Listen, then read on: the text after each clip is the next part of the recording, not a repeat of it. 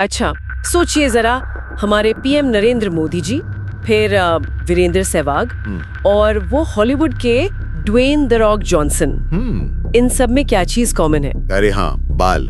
मतलब या तो कम है या है ही नहीं। बिल्कुल, और ये सिर्फ इनकी बात नहीं है। पता है, एक स्टडी कहती है कि दुनिया में लगभग 40% लोग 35 साल के होते होते बालों के झड़ने से परेशान होने लगते हैं। हाँ, ये आंकड़ा बिल्कुल सही है और ये दिखाता है कि हेयर फॉल कितना कॉमन है। सही में? कोई भी हो, चाहे अंबानी हो या कोई आम इंसान, ये प्रॉब्लम किसी को भी हो सकती है। पैसे से इसका कोई लेना देना नहीं है, सच में। सही कहा। तो आज ना इसी उलझी हुई गुत्थी को थोड़ा सुलझाने की कोशिश करते हैं। हाँ, करते हैं। कि भाई बाल आखिर गिरते क्यों हैं? क्या वो तेल की चंपी जो हम बचपन से करते आ रहे हैं वो काफी है, या फिर इसे रोकने के लिए या संभालने के लिए कुछ और भी करना पड़ता है? आज इसी पे गहराई से बात करेंगे। बिल्कुल। और शुरुआत करते हैं उन आम सवालों से जो सबके मन में घूमते रहते हैं हेयर फॉल को लेकर। कुछ कॉमन डाउट्स। हाँ, ये बढ़िया रहेगा। सबसे पहला और शायद सबसे ज्यादा पूछा जाने वाला सवाल, क्या रोज शैम्पू करने से बाल ज्यादा झड़ते हैं? मुझे तो लगता है रोज धोने से ज्यादा टूटते हैं। नहीं, ये एक बहुत बड़ा वहम है, सच में। अच्छा? हाँ, असल में जो बाल झड़ने की जड़ है ना, वो कहीं और होती है। जैसे टेंशन, मतलब स्ट्रेस, हार्मोन्स का गड़बड़ा जाना, या फिर खाने पीने में लापरवाही। अगर आप कोई माइल्ड शैम्पू, मतलब जिसमें ज्यादा केमिकल ना हो, वो रोज इस्तेमाल करते हैं तो उससे कोई खास नुकसान नहीं होता। ओके। हाँ, लेकिन अगर शैम्पू में तेज केमिकल्स हैं, तब वो जरूर बालों को नुकसान पहुंचा सकता है और वो गिरने का कारण बन सकता है। तो शैम्पू से ज्यादा जरूरी है कि कौन सा शैम्पू है और गिरने की असली वजह क्या है। ओहो, मतलब शैम्पू को तो हमने खामखा बदनाम किया हुआ है, असली विलेन तो स्ट्रेस और डाइट है। समझ गए। अच्छा, अगला सवाल, क्या सिर्फ तेल लगाने से बाल गिरना रुक सकता है? टीवी पे तो हर ऐड यही कहता है। देखिए, तेल मालिश अपनी जगह बिल्कुल ठीक है। उससे सिर की स्किन, स्कैल्प जिसे कहते हैं, उसमें खून का दौरा बढ़ता है, नरमी आती है, अच्छा भी लगता है। हाँ, रिलैक्सिंग तो लगता है। हाँ, रिलैक्सिंग लगता है। लेकिन ये सोचना कि बस तेल लगा लिया और हेयर फॉल बंद हो गया, ये पूरी तरह सही नहीं है। अच्छा। आप खुद सोचिए, अगर शरीर के अंदर ही किसी जरूरी चीज की कमी है, मान लीजिए विटामिन डी कम है, या आयरन नहीं है बॉडी में, या हार्मोन्स गड़बड़ हैं, तो ऊपर से तेल लगाने से वो अंदर की कमी कैसे पूरी होगी? बात तो सही है। तेल एक तरह से हेल्पर है, पूरा इलाज नहीं। सही खाना और जरूरत पड़े तो डॉक्टर की सलाह, वो ज्यादा जरूरी है। ठीक है, मतलब तेल अच्छी चीज है पर जादू की छड़ी नहीं है। ओके। अब आते हैं हेयर ट्रांसप्लांट पर। सुनने में बड़ा फैंसी लगता है ये। क्या ये परमानेंट जुगाड़ है? मतलब एक बार करा लिया तो टेंशन खत्म? हाँ, काफी हद तक ये परमानेंट ही है। देखिए, हेयर ट्रांसप्लांट में जो बाल लगाए जाते हैं ना, वो सामान्यतः सिर के पीछे या साइड से लिए जाते हैं। हाँ। जहाँ के बाल आमतौर पर हार्मोन से उतने प्रभावित नहीं होते और जल्दी झड़ते नहीं।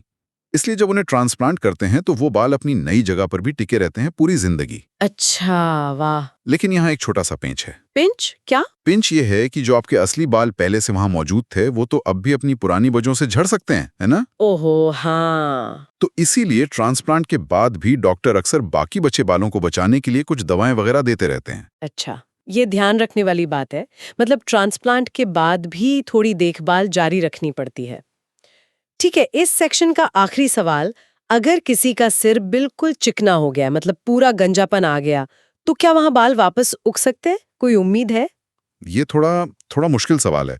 देखिए, अगर स्कैल्प बिल्कुल सपाट हो गया है, जो बालों की जड़ें होती हैं, फॉलिकल्स, वो पूरी तरह खत्म हो चुकी हैं और ये गंजापन कई साल पुराना है, तो नेचुरली या सिर्फ दवाओं से बाल वापस उगाना वो लगभग नामुमकिन सा है।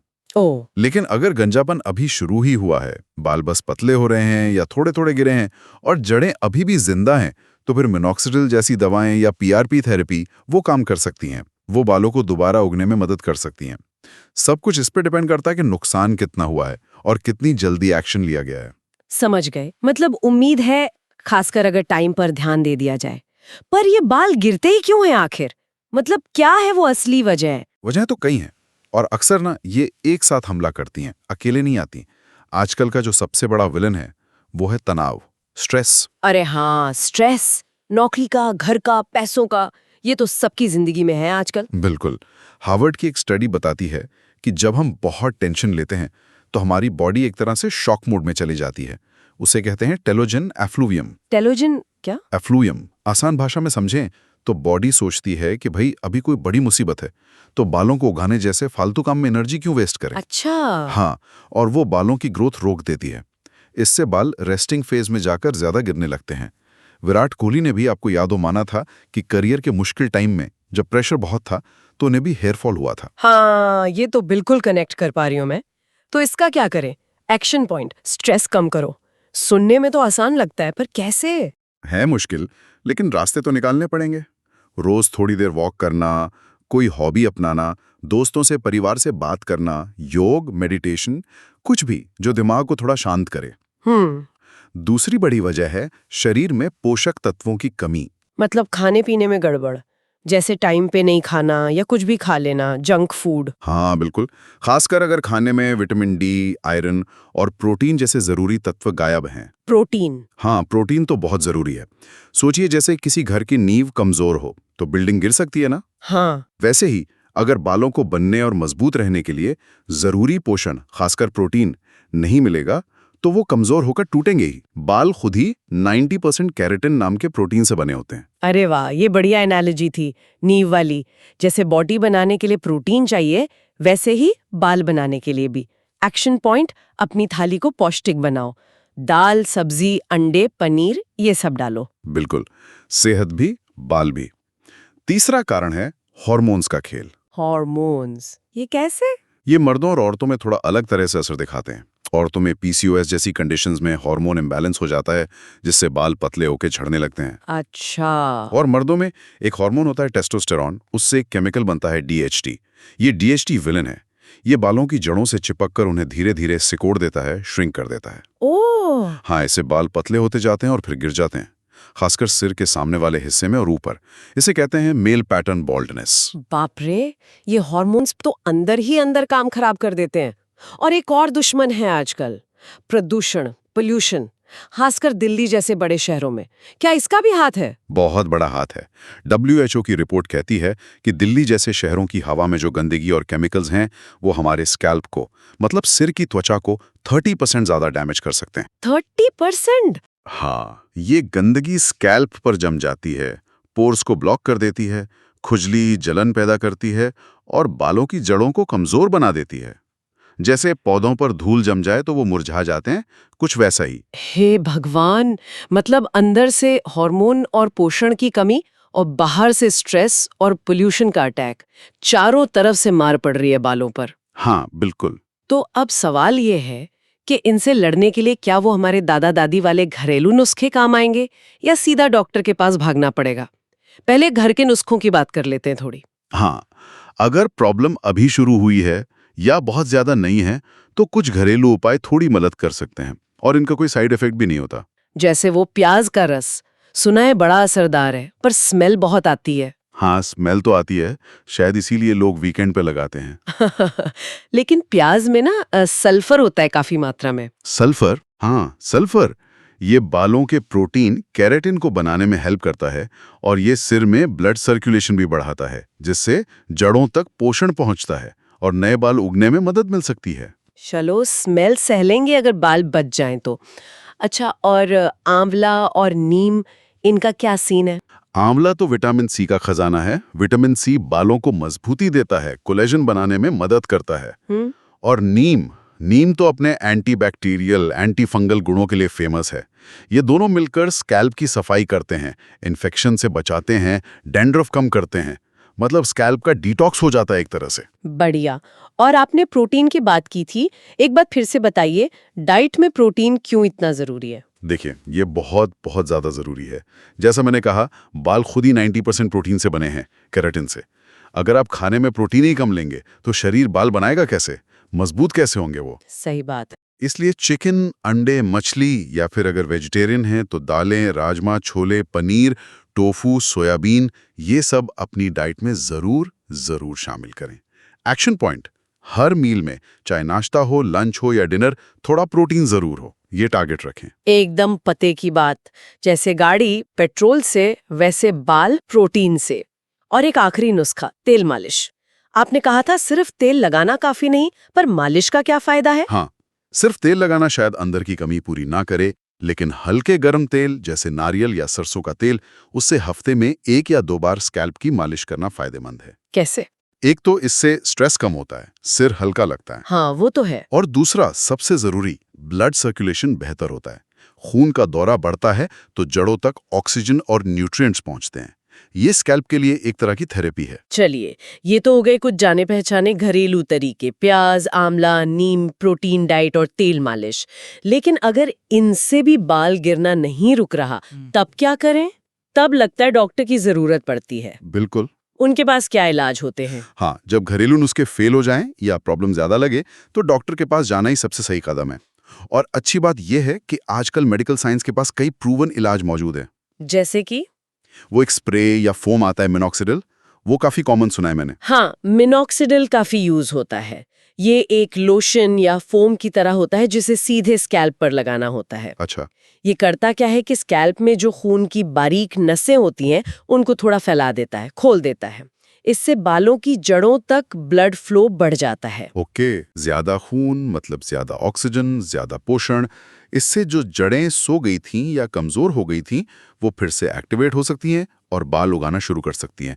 पर हाँ, इसे डॉक्टर की सलाह से ही यूज करना चाहिए। ठीक है, तो ये तो हुई लगाने वाली दवा।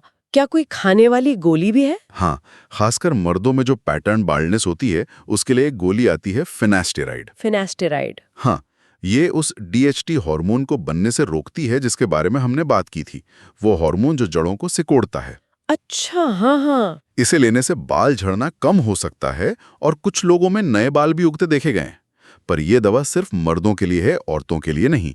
और इसे भी डॉक्टर से पूछकर ही लेना चाहिए क्योंकि इसके कुछ साइड इफेक्ट्स भी हो सकते हैं। समझ गई। मर्दों के लिए गोली और लगाने वाली दवा दोनों के लिए। और आजकल एक और चीज बहुत सुनने में आती है, PRP थेरेपी। ये क्या भला है? PRP यानी प्लेटलेट रिच प्लाज्मा। सुनने में थोड़ा टेक्निकल लगता है पर है सिंपल। हाँ, बताइए। इसमें डॉक्टर आपका ही थोड़ा सा खून लेते हैं, जैसे ब्लड टेस्ट के लिए लेते हैं ना। हाँ। फिर उस खून को एक स्पेशल मशीन में डालकर उसमें से प्लेटलेट्स अलग कर लेते हैं।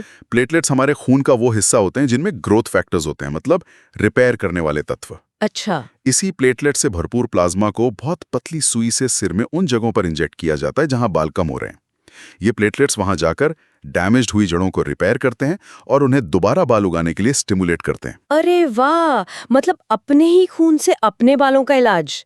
ये तो कमाल है, फ्यूचरिस्टिक लगता है एकदम। हाँ, काफी इफेक्टिव है ये भी। और आखिर में वो तरीका जो शायद सबसे पक्का मानते हैं लोग, हेयर ट्रांसप्लांट। इसके बारे में थोड़ा और बताइए। हेयर ट्रांसप्लांट गंजेपन का एक तरह से परमानेंट सोल्यूशन माना जाता है। इसमें सर्जन क्या करते हैं कि सिर के पीछे या साइड से, जहां बाल घने होते हैं और झड़ते नहीं, यानी डोनर एरिया, वहां से बालों की जड़ों को, फॉलिकल्स को एक एक करके निकालते हैं। फिर इन निकाली हुई जड़ों को सिर के उस हिस्से में इम्प्लांट कर देते हैं जहां बाल उड़ गए हैं, यानी रिसिपिएंट एरिया। ये थोड़ी लंबी प्रक्रिया है, पर जैसा मैंने पहले बताया, क्योंकि ये बाल ऐसी जगह से लिए जाते हैं जो DHT से प्रभावित नहीं होते, इसलिए वो अपनी नई जगह पर भी टिके रहते हैं और नॉर्मल बालों की तरह बढ़ते रहते हैं। अच्छा। सलमान खान, वीरेंद्र सहवाग, कई सेलिब्रिटीज ने करवाया है। हाँ, सुना है। मतलब इलाज के तो कई रास्ते हैं, लगाने की दवा, खाने की गोली, PRP और ट्रांसप्लांट। लेकिन सबसे बड़ा सवाल आम इंसान को कैसे पता चले कि भाई अब घरेलू नुस्खों से बात नहीं बनेगी और डॉक्टर का दरवाजा खटखटाना है, कब मामला सीरियस समझें। हाँ, ये पहचानना बहुत जरूरी है। कुछ वार्निंग साइंस हैं, खतरे की घंटियां हैं जिन पर ध्यान देना चाहिए। जैसे? पहली घंटी, अगर अचानक बहुत तेजी से बाल करने लगे, मतलब एकदम से कंघी में, तकिए पर, नहाते वक्त बालों के गुच्छे नजर आए और सिर्फ 2-3 हफ्तों में ही सिर पर हालीपन सा दिखने लगे, ये नॉर्मल नहीं है। ओह, मतलब नॉर्मल से कहीं ज्यादा तेजी से बाल गिरना, ये पहला अलार्म है। बिल्कुल। दूसरी घंटी, अगर सिर पर कहीं भी गोल गोल खाली पैच बनने लगे, जैसे सिक्के के साइज के। गोल पैच? हाँ, ये एलोपेशिया एरिटा नाम की एक ऑटो इम्यून प्रॉब्लम हो सकती है। इसमें क्या होता है कि शरीर का इम्यून सिस्टम गलती से अपनी ही बालों की जड़ों पर हमला करने लगता है। अरे। हाँ, इसका इलाज अलग होता है। अच्छा, और कोई संकेत? तीसरा, अगर बाल गिरने के साथ साथ सिर में बहुत ज्यादा डैंड्रफ हो, लगातार खुजली हो रही हो या स्कैल्प पर लाल दाने, फुंसी या कोई इन्फेक्शन जैसा दिखे। ये किसी फंगल इन्फेक्शन या स्कैल्प की किसी और बीमारी का साइन हो सकता है, जिसका इलाज डॉक्टर ही कर सकते हैं। ठीक है, और आखिरी और शायद सबसे कॉमन, अगर आपके परिवार में गंजेपन की हिस्ट्री है, मतलब पापा, दादा, नाना, अगर उनके बाल कम उम्र में झड़ गए थे और अब आपको भी लग रहा है कि आपके बाल पतले हो रहे हैं या ज्यादा गिर रहे हैं। हाँ, ये तो बहुत होता है। हाँ, इसे कहते हैं जेनेटिक या पैटर्न बाल्डनेस की शुरुआत। ऐसे केस में जितनी जल्दी आप डॉक्टर से मिलेंगे उतना ही इसे कंट्रोल करने का चांस बढ़ जाता है। देर करने से इलाज मुश्किल हो जाता है। बिल्कुल सही कहा, इंतजार करने से बात बिगड़ सकती है। तो दोस्तों, आज की इस पूरी बातचीत से एक बात तो बिल्कुल साफ है, बालों का गिरना सिर्फ सिर पर तेल मलने से ठीक नहीं होने वाला। नहीं, बिल्कुल नहीं। ये एक कॉम्प्लेक्स प्रॉब्लम है। हाँ, आपको अपने स्ट्रेस पे ध्यान देना होगा, अपने खाने पीने को सुधारना होगा, देखना होगा कि शरीर में कोई कमी तो नहीं, और अगर जरूरत लगे तो बिना हिचके डॉक्टर की सलाह लेनी होगी। ये एक टीम एफर्ट है। और हाँ, ये सिर्फ बालों की बात नहीं है। बाल कहीं ना कहीं हमारे कॉन्फिडेंस से भी जुड़े होते हैं, हमारी पर्सनालिटी से। जब बाल अच्छे दिखते हैं तो हम खुद भी अच्छा महसूस करते हैं। ये भी एक सच्चाई है, बिल्कुल है। और सोचिए, अगर नरेंद्र मोदी जी या सलमान खान या ड्वेन जॉनसन जैसे इतने सक्सेसफुल, इतने साधन वाले लोग भी इससे अछूते नहीं रह पाए, तो ये दिखाता है कि ये कितनी नेचुरल और आम प्रॉब्लम है। सही बात। इसे हल्के में नहीं लेना चाहिए, पर इससे घबराना भी नहीं चाहिए। बस समझदारी से इसे हैंडल करना चाहिए। बिल्कुल। तो आज की चर्चा का सार यही है कि अपने बालों की सेहत का ध्यान रखें, सही जानकारी रखें और सही टाइम पर सही एक्शन लीजिए। और जाते जाते एक सवाल सबके सोचने के लिए छोड़ जाते हैं। हाँ, हेयर फॉल या गंजापन, चाहे कोई इसका इलाज करवाए या इसे ऐसे ही अपना ले, इसका किसी इंसान की सेल्फ इमेज पर, मतलब वो खुद को कैसे देखता है, और उसके कॉन्फिडेंस पर लंबे समय में क्या असर पड़ता है, और क्या असली मजबूत कॉन्फिडेंस सिर्फ बालों पर टिका होता है या उससे कहीं ज्यादा गहरा होता है। ये वाकई सोचने वाली बात है। इस पर जरूर सोचिएगा।